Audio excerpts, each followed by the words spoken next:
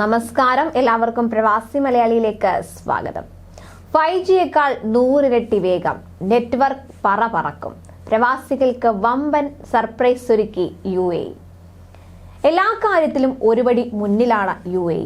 അതിപ്പോൾ പുതിയ technology adopt ചെയ്യുന്ന കാര്യത്തിലായാലും പുതിയവ വികസിപ്പിച്ചെടുക്കുന്ന കാര്യത്തിലായാലും നൂതന സാങ്കേതിക വിദ്യകൾ അത് രാജ്യത്ത് നടപ്പാക്കുന്നതിലും പ്രത്യേകം ശ്രദ്ധ ചെലുത്തുന്നുണ്ട്. എന്നാൽ എല്ലാവരും റെഡി ആയിക്കോ, UAE ഒരു വമ്പൻ സർപ്രൈസ് ആണ് അടുത്തതായി കൊണ്ടുവരാൻ പോകുന്നത്. 2030ഓടെ UAEയിൽ 6G എത്തും. ഇതിന് മുന്നോടിയായുള്ള നടപടികൾക്കായി ഇമിറാത്തി ടെലികമ്മ്യൂണിക്കേഷൻ കമ്പനിയായ ഡൂവും അന്താരാഷ്ട്ര കമ്പനിയായ വാവയും ധാരണാപത്രത്തിൽ ഒപ്പുവെച്ചു. ഇരു കമ്പനികളും ദീർഘകാല പങ്കാളിത്തത്തിനാണ് ഞായറാഴ്ച ബാഴ്സലോണ മൊബൈൽ വേൾഡ് കോൺഗ്രസിൽ ഒപ്പുവെച്ച കരാറിലൂടെ തുടക്കം കുറിച്ചിരിക്കുന്നത്.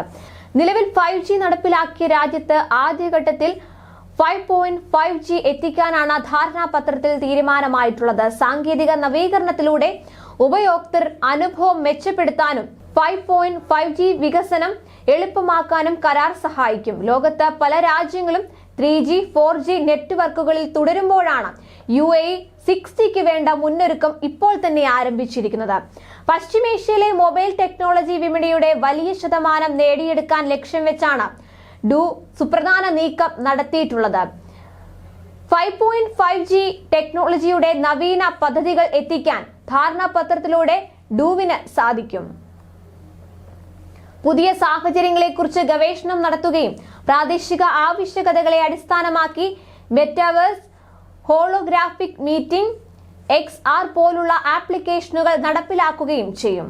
ഡിജിറ്റൽ നവീകരണത്തിൽ മുൻനിരയിൽ തുടരാൻ സഹായിക്കുന്ന പുതിയ ആശയങ്ങൾ കണ്ടെത്തുന്നതിന് ലോകമെമ്പാടുമുള്ള വ്യവസായ പ്രമുഖരുമായി പ്രവർത്തിക്കാൻ കമ്പനി പ്രതിജ്ഞാബദ്ധമാണെന്നുമാണ് കരാർ സംബന്ധിച്ച du CTO Saleem Al Balushi പറഞ്ഞത്.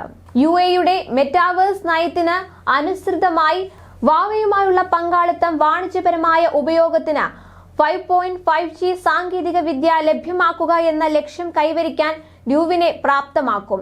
അതേസമയം ഇത്തിഹാദ് ദേശീയ റെയിൽപാത നിർമ്മാണം പൂർത്തിയായതായി വൈസ് പ്രസിഡന്റും പ്രധാനമന്ത്രിയും ദുബായ് ഭരണാധികാരിയുമായ Sheikh Mohammed bin Rashid Al Maktoum കഴിഞ്ഞ ദിവസം പ്രഖ്യാപിച്ചിരുന്നു.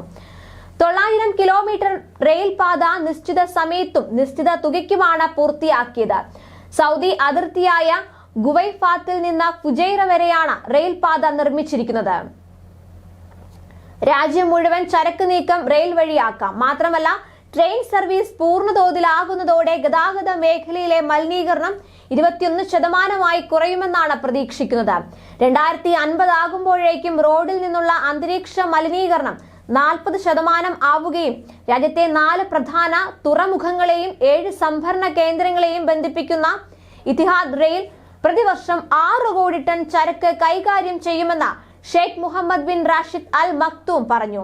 റോഡ് പരിപാലന ചെലവിൽ 800 കോടി ദിർഹത്തിന്റെ ലാഭവും വിനോദസഞ്ചാര മേഖലയ്ക്ക് 2300 കോടി ദിർഹത്തിന്റെ വരുമാനവും ഉണ്ടാകുമെന്നാണ് കണക്ക് കൂട്ടുന്നത്. യാത്രക്കാരുമായുള്ള ട്രെയിൻ യാത്ര എന്ന് തുടങ്ങുമെന്ന് പ്രഖ്യാപിച്ചിട്ടില്ല.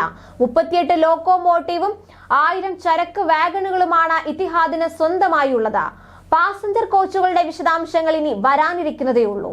കൂടുതൽ പ്രവാസി വാർത്തകൾക്കായി ചാനൽ സബ്സ്ക്രൈബ് ചെയ്യുക.